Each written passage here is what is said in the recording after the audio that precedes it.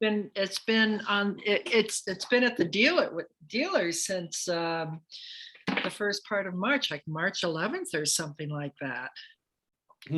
Yeah, which I mean, that's in my book, a car with 13, that had like 13,500 miles on it.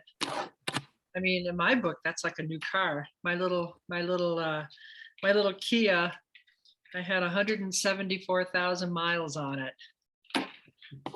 You know, Stump, we still have his CRV up here, which has almost 400,000 miles on it. Oh my God. Yeah. That's a Honda, right? Yeah. No. Yeah. Yeah. Yeah. The crazy thing is it's been up here for the last 10 years with almost the exact same amount.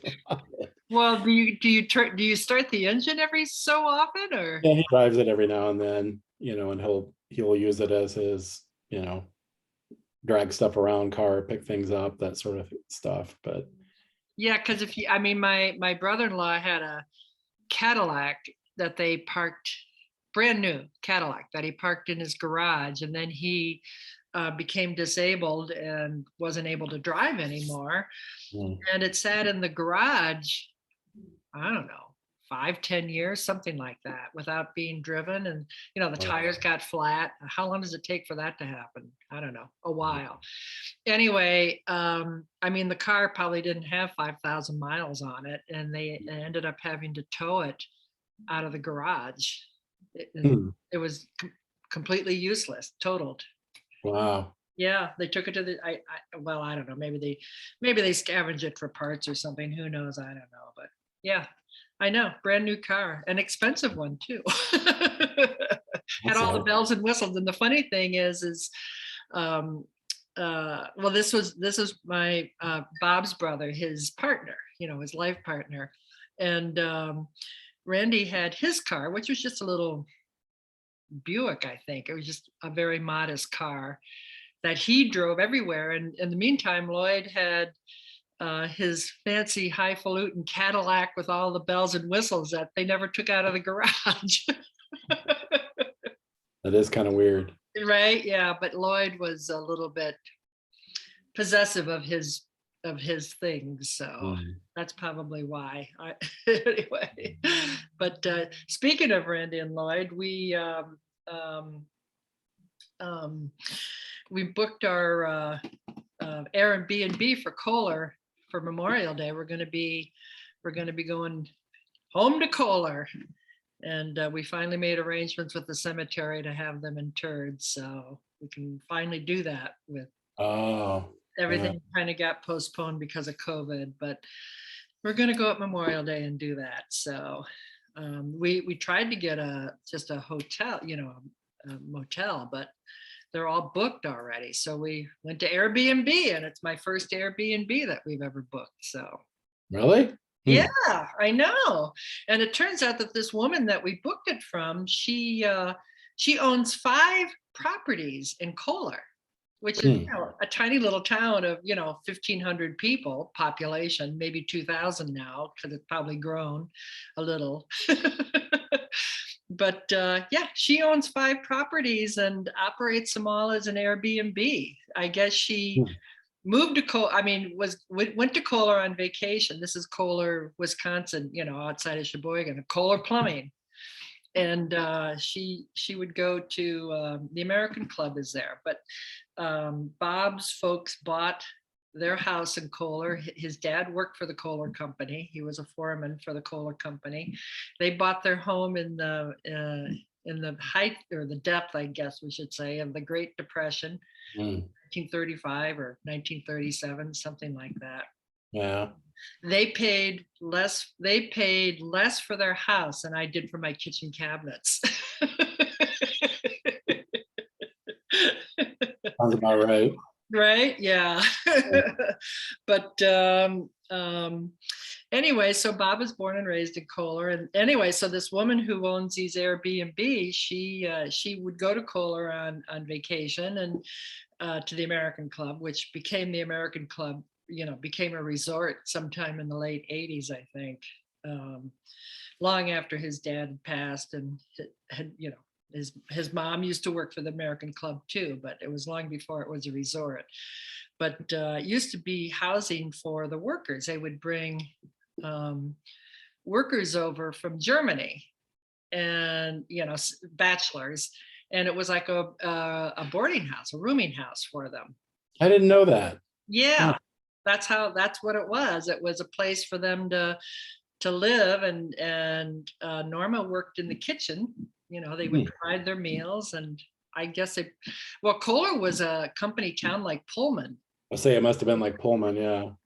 Yeah, and they bought their house from the Kohler company, and it used to be that when you sold, if you were to sell your house, you'd have to sell it back to the Kohler company. But that all changed. I don't know, probably in the 60s or 70s or something. But anyway, they lived in that house till they died. So yeah. Wow. I know.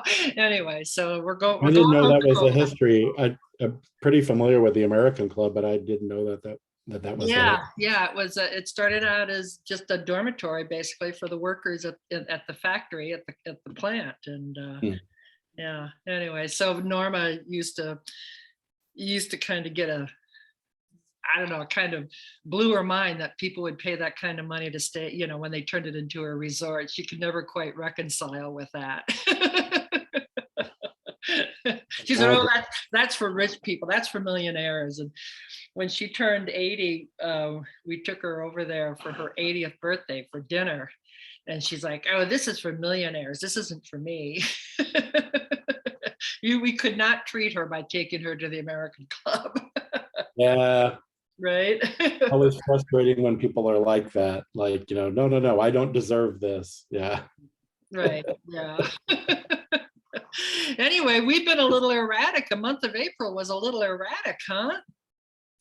Yeah. Do you mean with our calls, or do you mean just in general? Well, with our calls and in general, I mean, it seems like I was thinking about it as I was on my way home, and it just seems like it's been one thing after another. First, my computer was down. And I don't know, we've been like ships in the night. And then I mean, it's been a little. Yeah. I'm going to be gone next week. You're going to be gone next week. So you're going to Oklahoma? Is that what you're doing? Yeah. Yeah. Going to see the family and to the grand opening of the Bob Dylan Center. Oh, is that why you got the haircut? They really sheared you. You really got it cut short. You're ready for same summer. As always. Huh? Same as always. No, it seems shorter than usual. I think he cut you shorter than usual. Ready for summer. You say that all the time. Do I say that all the time? I'm supposed to go get my hair cut. Roger does it too. Roger always says, "Oh no, it cuts short." I'm like, it's the same as everything. He's like, "No, I think it's shorter." Yeah, I like it a hair longer, maybe a quarter inch longer. That's why I always try to. It's usually after a week or two that growing out that I like it best. But yeah, how long do you go between cuts? Usually 5 to 6 weeks. That's a long time for a guy, right? Sometimes longer, but yeah, usually between 5 and 6 weeks. My first broker, when I was a new agent, he would go every other Saturday. He had a beautiful head of hair, white. He was like prematurely gray, but he was prematurely gray. And you know how sometimes when people are prematurely gray like that, or I don't know why they say gray, white. He was snow white, that beautiful snow white hair, and which I think happens with people that turn white or young. I don't know why, but that it seems to me that when people whose hair turns white when they're young, like in their 30s or 40s, they have the most beautiful head of white hair. I guess it's compensation for turning white young. But anyway, he had this beautiful head of hair, and he was very vain about it. And he would go every other Saturday and get his hair cut. And apparently the barber was next door to a Dunkin' Donut, because every time he'd go to the barber, he'd also bring us donuts for the office. And Saturday morning, that's when he'd hold his sales meetings on Saturday morning. Like hello, aren't we supposed to be out selling real estate? What are we doing in the office having a sales meeting? Yeah, that would be frustrating. Yeah, he was something else. But Back in the Glengarry Glen Ross days. yeah, that was the Glengarry Glen Ross days. Oh my God, give me the Glengarry deals. That's how, that honestly, I mean, so when I got my car last week, yeah, I mean, they've improved, but oh my God, what a shell game. But yeah. The car industry has a long way to come, I'm afraid. Well, I don't know, I shouldn't say that, this particular dealer, but That's the nice thing about the Teslas. I think that stuff will be changing, because Tesla, as well as a lot of the other new stuff, like it's literally even if you go to the dealer is just a showroom. But even there, if you buy a car, you buy it online on their computer there. You add what you want onto it. The price is the price. That's just the way it is. So you can look at the stuff in the showroom, and drive a car if you want, but, learn which options you have. And then you just pick whichever options you want on your car, plug it in. That's the price that's paid, and you're done. So I think it's leaning more that way.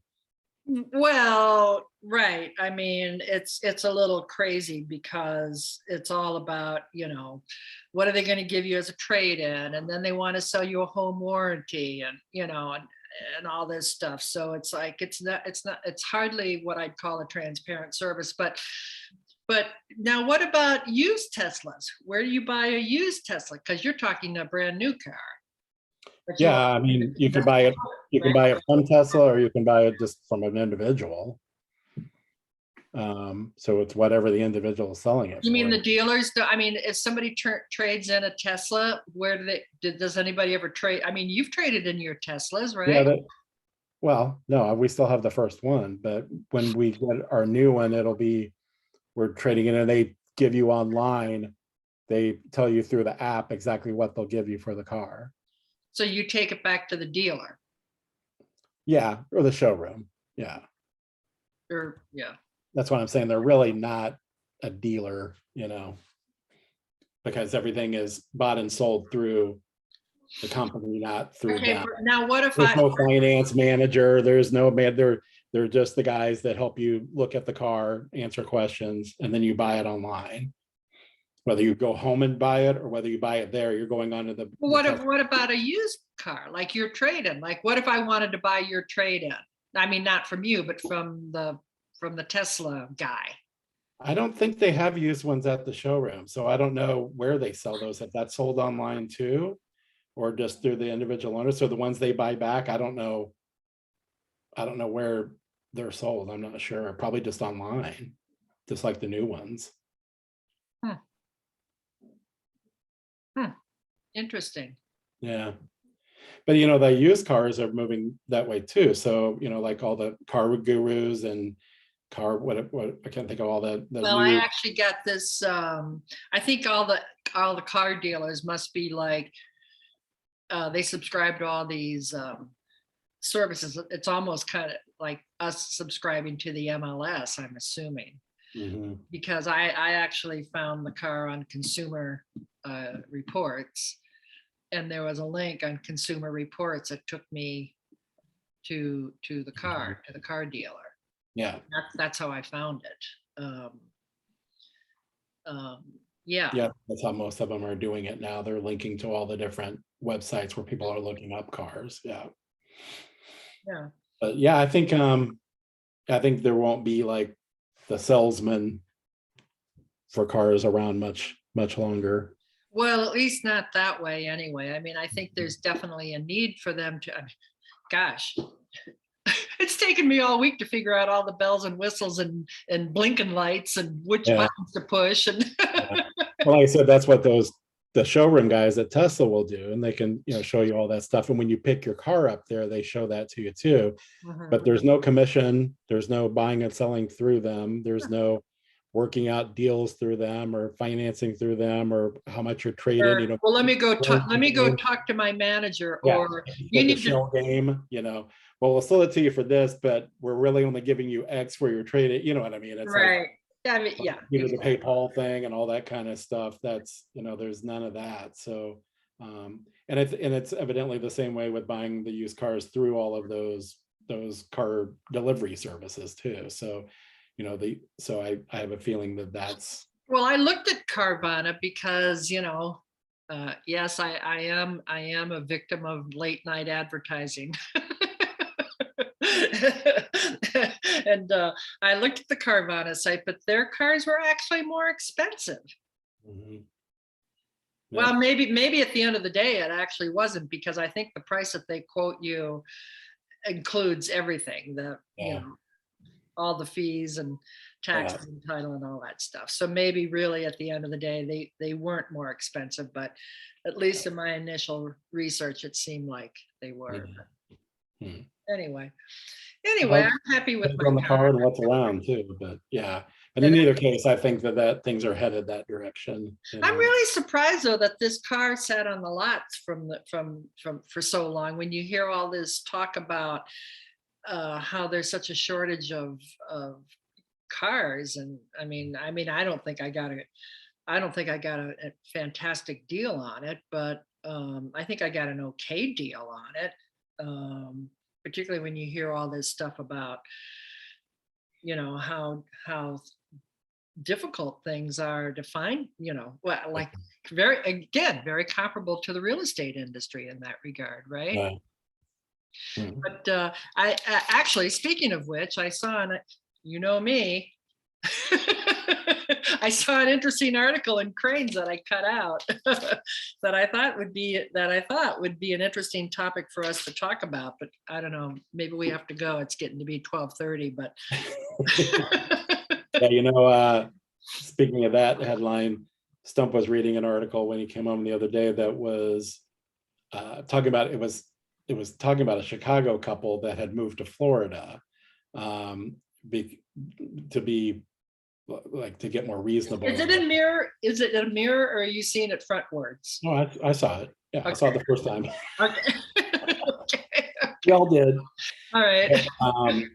That Florida is now the most expensive place to live.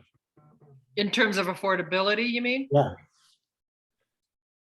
I mean, part of what this article says is that the reason why Chicago is more affordable now than even before the pandemic is because incomes have gone up. And I was out with a couple yesterday, and they're like, "Well, it looks like we're going to have to raise our price point from $1 million to $1.2 million."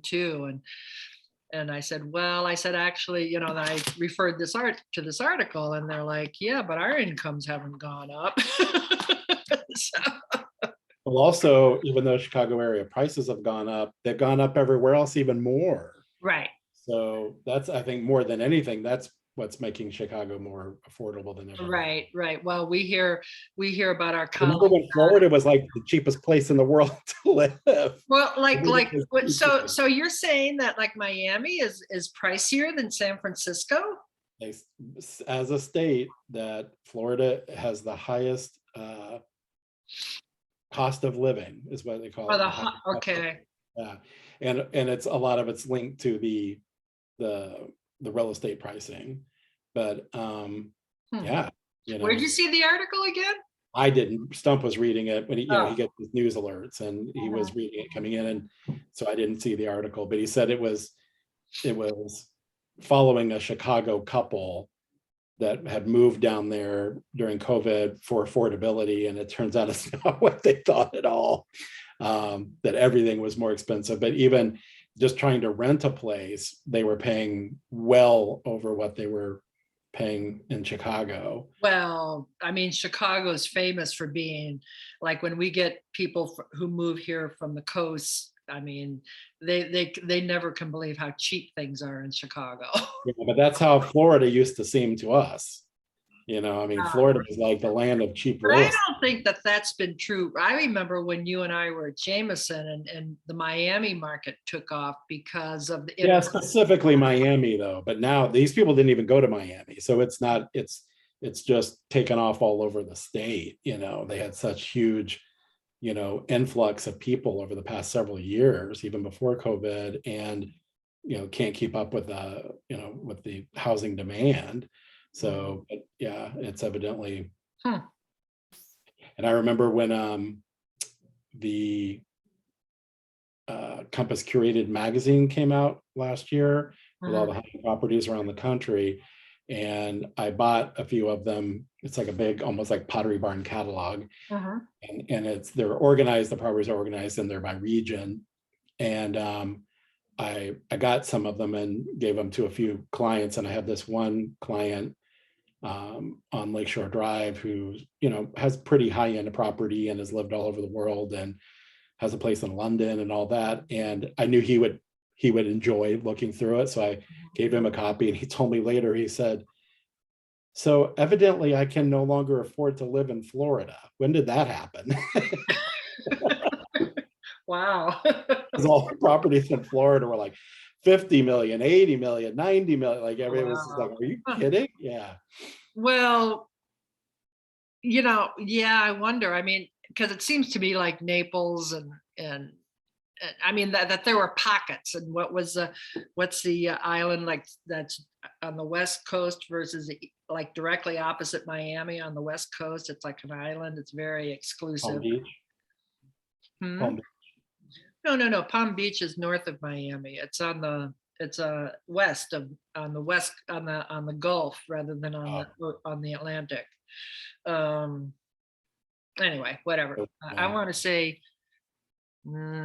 whatever. Anyway, it doesn't matter. But I think there's always been pockets of Florida that have been very exclusive and very expensive, right? Well, that's true. I mean, there's always been those pockets, but that's what I didn't realize until he was reading this article, that how pervasive the whole state it's gotten. Well, actually, the funny thing is I was out showing property to this couple that I was talking about that feels like they have to raise their price point now, but I was out with them, and two of the properties that we looked at, the sellers, both of them are moving to Texas.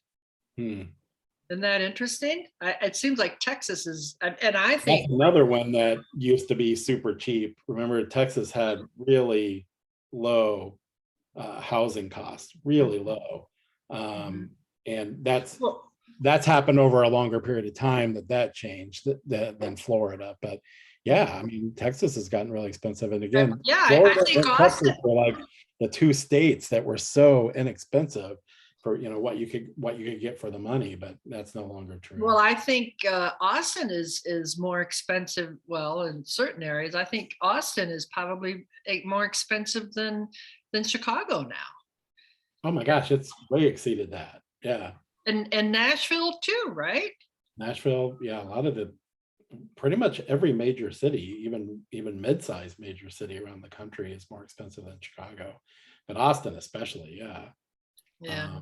I don't know if you saw that Compass email, I think it was last week, that there was a lot for sale outside of Austin city limits.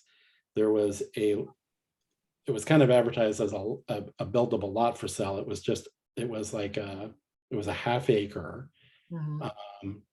And it had a 1950s house that needed to be torn down, but you could build on it. The lot was like $3.8 million in the woods, a half acre, and you have to tear down the old house to build a new one. Maybe you could negotiate that into the purchase, right? It wasn't even like close to town or something. It was like, because seriously, you can demo a property for about 30 grand, can't you? Yeah, but I'm saying it's like, you'd think that there'd be some 3.8 million. Maybe you can negotiate that as a concession from the seller. Down to the 3.75 million, right? Yeah, it's like, and I'm sure it's because these things are probably hard to find right now because there's such a demand, Yeah. Yeah, it's not even like that was in like a high-end area of Austin. It was outside the city, and it was like just kind of a 1950s like subdivision, Wow. Well, it must have been quite a subdivision with half-acre lots, right? But Yeah, what they did up in Lake Forest with a lot of those big estates on those big lots is they subdivide, they changed the zoning to allow them to uh, build another house, subdivide the parcel and build a new house. So now yeah. you go east of Sheridan Road up in Lake Forest and they're all crammed in there. I mean, who wants to buy a $2 or $3 million estate and look into somebody's kitchen? There's some in Tulsa like that too, where there are these giant old oil estates and they were on, kind of like on major roads, but they had like the whole square mile basically. And it's very hilly there. And you could see like the giant estate. Well, they did the same. They subdivided, but it still looks strange because even though they're these really nice homes that they built, Mhm. it still looks like the castle and all the paupers living around, Right, around exactly. it. Because you can still, because of the hills and the way everything is, it's like you can see, okay, that was the giant estate, and this was like all like the gardener's cottages. Right, the gardener's cottage, but but yeah, Probably exactly. It's probably kind of like, well, 2,000 square foot homes. if you're gonna live like that, looking into somebody's kitchen, what the hell? You might as well live in the city. Pay half the taxes. Anyway, well, on that Oh note, wow, we're late. what? We're late. Yeah, on that note, we better let people go and have fun in Tulsa next week. And I guess we'll take next week off, and who knows what's going to happen the week after that. But we'll try to get back on track. And Sounds good. All right, have a good one. Bye.